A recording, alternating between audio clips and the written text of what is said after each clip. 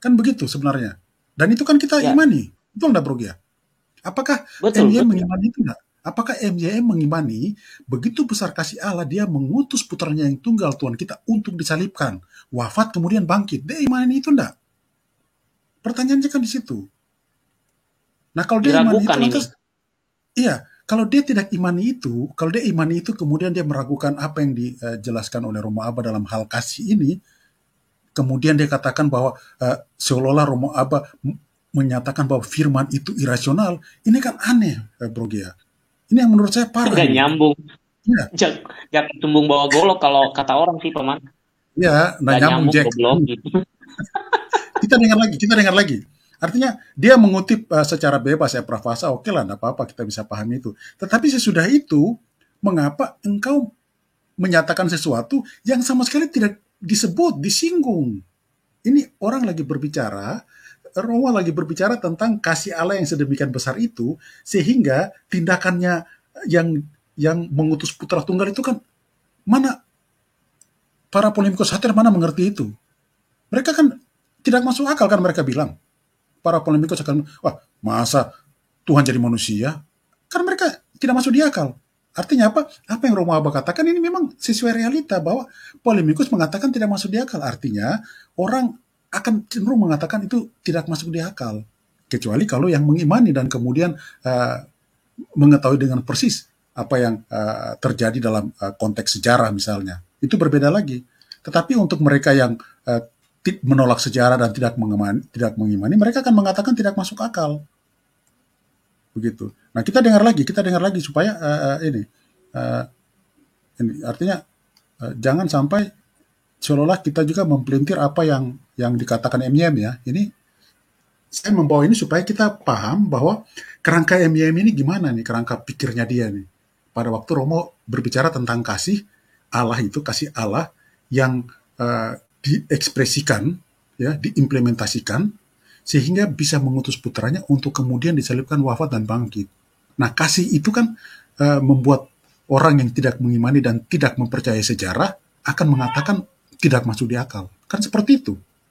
Nah, tapi kita lihat lagi, mengutipnya kan kutipannya framing dan kemudian jatuh kepada suatu kasus yang sama sekali tidak disinggung, bahkan tidak disebut. Ya, kita dengar lagi. Menariknya ini terakhir, saudara. Di dalam video lanjutan ini, kalau saya putar terus, saudara, di situ Romo Ndeso mengatakan, jikalau kita memikirkan kasih Allah, katanya, ya, jikalau kita memikirkan kasih Allah, maka memang kita tiba pada pemikiran-pemikiran yang memang irasional. Ini saya parafrasekan, saudara, ya. Tapi memang dia berpendapat begitu. Jadi kita misalnya mau menjelaskan secara rasional kealahan kemanusiaan Yesus, ya, itu memang sudah sulit katanya. Ya, kasih Allah itu bisa mendatangkan hal-hal yang memang tidak masuk akal. Tidak masuk akal berarti apa? Ya, tidak dapat dipikirkan, ya, irasional begitu, ya. Dan bagi saya ini pernyataan yang tidak biblikal, ya, yang tidak. Iya, pertama tidak masuk akal dia langsung mengatakan irasional. Ya, ini saya kira kan apa ya, itu kesimpulan yang prematur ya. Tidak masuk akal itu tidak mesti selalu dikatakan sebagai irasional, tetapi bisa saja tuh melampaui daripada akal, kan bisa seperti itu. Nah, ini kan dia mau dia mau memframing atau menggunakan kata-kata irasional sehingga orang menangkapnya ini seperti apa kan begitu. Ada kesan kan begitu. Tapi nanti kita lihat terus selanjutnya ya. Ya. Berarti apa? Ya, tidak dapat dipikirkan, ya, irasional begitu, ya. Dan bagi saya ini pernyataan yang tidak biblikal, ya, yang tidak alkitabiah. Karena bagi saya seluruh firman Allah itu rasional, intelligible. Nah, mengapa ada bagian-bagian firman Allah yang sulit kita pahami, tidak mampu kita pahami? Karena keterbatasan pemikiran kita, keterbatasan akal kita. Bukan karena firman Allah itu irasional, bukan karena firman Allah itu unintelligible, bukan. Tapi karena keterbatasan pemikiran kita, maka kita tidak paham. Sebetulnya firman Allah itu rasional, intelligible, sangat-sangat intelligible. saudara. Demikian juga dengan doktrin Trinitas. Itu sangat-sangat intelligibel, sangat-sangat rasional. Dan dalam konteks tertentu, sejauh perbatasan pemikiran kita manusia, kita dapat memahami doktrin Trinitas yang rasional. Yang irasional, ya, yang unintelligible itu yang melawan doktrin Trinitas. Saya sudah membahas itu dalam video-video saya, ya. Terus saudara. Oke, kita putar lagi supaya kita bisa lihat seperti apa sih arah pembicaraan daripada Romo Abba, sehingga kita bisa lihat arahnya kemana, kan begitu. Memberi jawaban seperti ini. Inilah konsekuensi dari kasih. Kasih kerap melahirkan hal-hal yang tidak masuk akal. Oke, Bro Gia, saya coba komentarin dulu ya. Kasih kerap melahirkan hal-hal yang tidak masuk di akal. Artinya apa?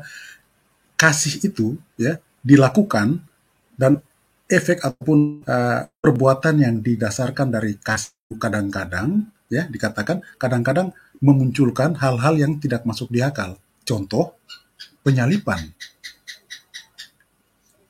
wafat dan bangkit. Itu contoh. Ya, kita bisa membuat contoh dari pernyataan ini. Kasih melahirkan hal-hal, ya kan? Kemudian kita lihat lagi ya. Ini kan contoh ini. Ini dia tidak berbicara bahwa kasih tidak masuk di akal, tapi kerap melahirkan, artinya menghasilkan ataupun membuahkan hal-hal yang tidak masuk di akal. Iya. Nah. Paman, saya berikan contoh dari sisi anak muda ya. Jadi gini, kalau dia seorang pencipta lagu, saking dia sangat mengasihi kekasihnya, itu bisa melahirkan karya-karya yang luar biasa. Kalau dia seorang penulis, dia bisa menulis sesuatu yang indah. Ya, jadi ya, orang kan biasa bilang. Ini sederhananya loh, bahasa-bahasa di kehidupan sehari-hari loh ini. Maksudnya kasih ini ya. Orang biasa bilang begini, Bro. Orang biasa bilang begini.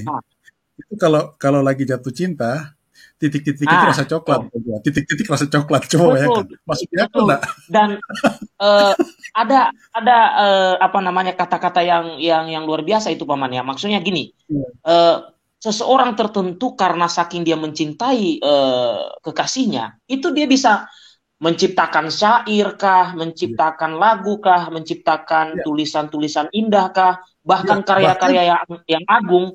Ya seperti misalnya bahkan Bro Gia, hal-hal negatif begitu. Ya, Bro Gia, bahkan hal-hal negatif juga bisa dilakukan orang kan? Karena dia begitu terobsesi dengan cintanya, dia bisa melakukan hal-hal yang menurut kita tidak masuk di akal lah. Masa kok bisa buat seperti itu? Hanya karena dia jatuh cinta. Itu realita yang kita temui hari-hari kok.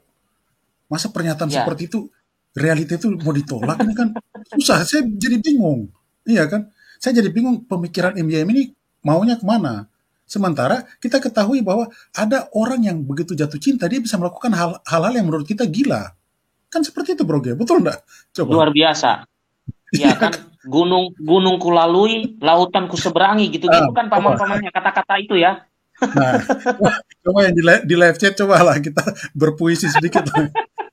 Iya kan? Ini kan realita biasa yang kita temui lah, ya. Bukan sesuatu yang aneh sehingga kita merasa pernyataan apa yang diucapkan Romo ini sesuatu yang tidak pernah ditemui ataupun tidak pernah kita dengar. Kita ketahui banyak kisah-kisah percintaan yang berakhir dengan hal-hal yang katakan misalnya perbuatan-perbuatan ataupun tidak makan tidak minum, ya kan, terbayang-bayang di mana-mana terlihat wajahmu, kan begitu. Iya kan? Saya lihat kambing pun terbayang wajahnya gitu. Itu masalah itu. Gitu. Itu masalah. Iya kan? Kalau engkau bunga saya tangkainya, kan repot kan Bro. Tapi intinya bahwa memang kasih itu kerap melahirkan memang hal-hal yang tidak masuk di akal, ya kan? Itu bukan sesuatu yang apa ya, yang tidak realistis, tapi memang itulah realita yang kita temui. Inilah konsekuensi dari kasih. Kita dengar sekali. Kasih kerap melahirkan hal-hal yang tidak masuk akal. Hal-hal yang di luar dugaan, hal-hal yang mencengangkan. Bahkan pemahaman kita tentang Allah bisa menjadi porak-poranda ketika kita serius untuk menyelami kasih-Nya. Saat Ya, contoh seperti yang dilakukan oleh mereka yang dalam hal ini, yang tadi konteks yang sementara ditanggapi oleh Romo Abba kan, ya kan, dalam arti kata bahwa karena begitu kasih Allah, terus kemudian dengan penyaliban, yang disalibkan apa? Anak tunggalnya kan, betul enggak? Nah, anak tunggalnya Ya, di siapa ya? sana ada pengorbanan lah istilahnya ya, Iya, Paman ya. Maksudnya ya, ada ada pengorbanan di pengorbanan sana. yang menurut manusia ini harusnya Yesus ini Petrus kan sudah memotong telinga Malkus Ya, nih. Harusnya kan ditebas betul, semua gitu kan. betul. Ya, realita bahwa kita berbicara tentang polemikus haters. Polemikus haters bilang, loh, masa eh, Tuhan kok disiksa, kok dibunuh sama ciptaannya? Coba, kan bisa membuat porak-poranda kita tentang Allah kan? Nah, karena orang porak-poranda itu akhirnya kan berpikirnya secara simpel sederhana untuk menyederhanakan segala hal itu, begitu. Nah, kita ulangi lagi yang ini oleh MYM, dan kita bisa melihat bagaimana pola pikirnya menurut saya kacau, rancu. Tadinya dia bisa tahu dan paham di kepalanya Romo itu tentang kesatuan pribadi. Coba, dia bisa tahu dan paham. Terus tiba-tiba untuk hal yang seperti ini, yang realitanya kita temui, kok dia tidak bisa mengerti ya. Tetapi dia harus memframing bahwa seakan-akan Romo Abba mengatakan atau Romo Deso mengatakan bahwa firman itu irasional dan sebagainya. Dia mau membawa ke arah sana, mau membuat suatu pertentangan baru yang sama sekali tidak disinggung oleh Romo kan begitu. Gitu. Nah, kita lihat lagi apa ini ya. Nah, ini.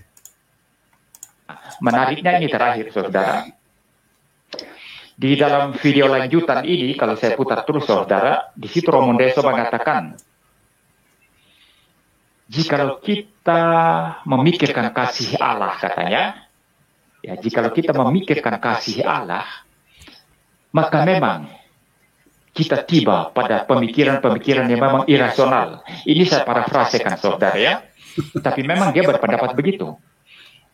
Jadi kita misalnya mau menjelaskan secara rasional, Sabar ya, saya coba buat ya, ini ya, itu supaya kita bandingkan dengan yang katanya, dikata-katanya oleh yang dikatakan Romo Deso, kemudian versinya dia yang dia pelintir bisa menimbulkan kesan framing, bro ya.